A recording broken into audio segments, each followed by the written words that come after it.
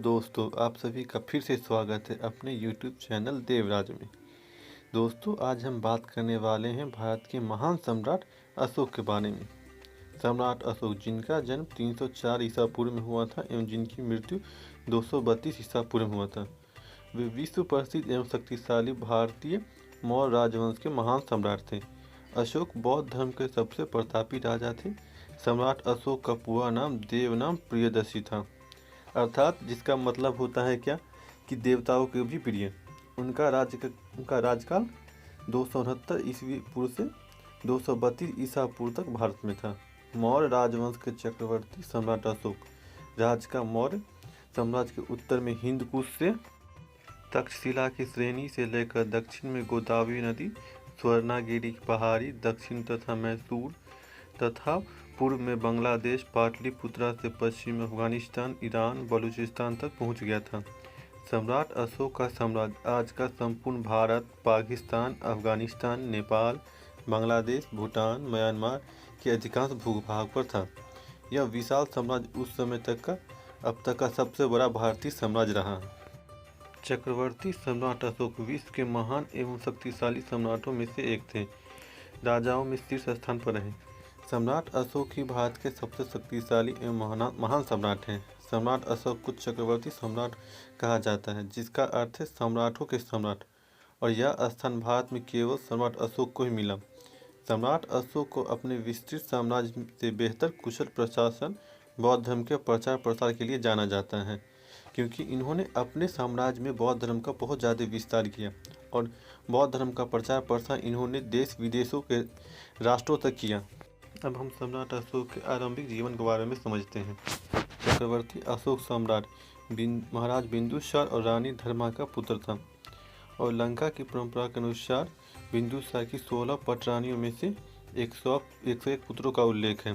पुत्रों में केवल 3 का ही नाम उल्लेखनीय है।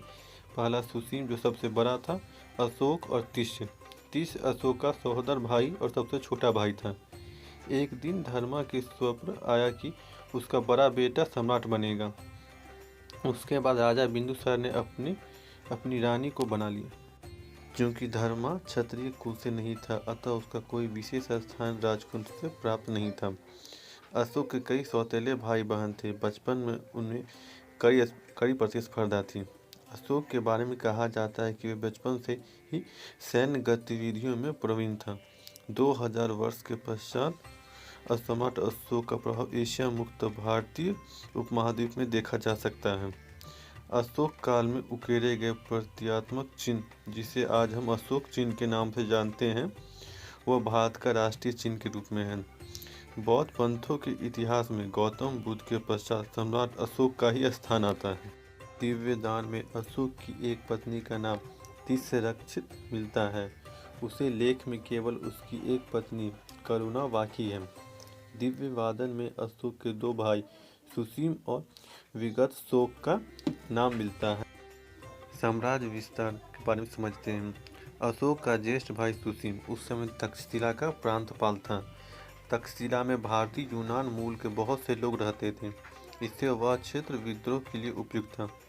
सुसीम के अकुशल प्रशासन के कारण उस क्षेत्र में विद्रोह पनपने लगे, जिसके कारण महाराज बिंदुसार ने सुसीम को अशोक के अभिलेखों के अनुसार मौर्य साम्राज्य को कई भागों में विभाजित किया, जिससे कि प्रशासन को अच्छी तरह से चलाया जा सके। इसमें सबसे बड़ी प्रशासन की इकाई प्रांत था, जिसका अध्यक्ष प्रांतपाल होता था, जो सम्राट के द्वारा नियुक्त किया जाता था। जिसके अंदर दोस्तों, मैं इस वीडियो में बस इतनी ही जानकारी के साथ इस सेशन को समाप्त करता हूँ। मिलते हैं हम एक नई वीडियो के साथ।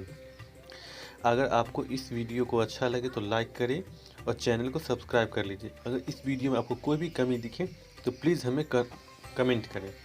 मिलते हैं अगले वीडियो में। धन्यवाद।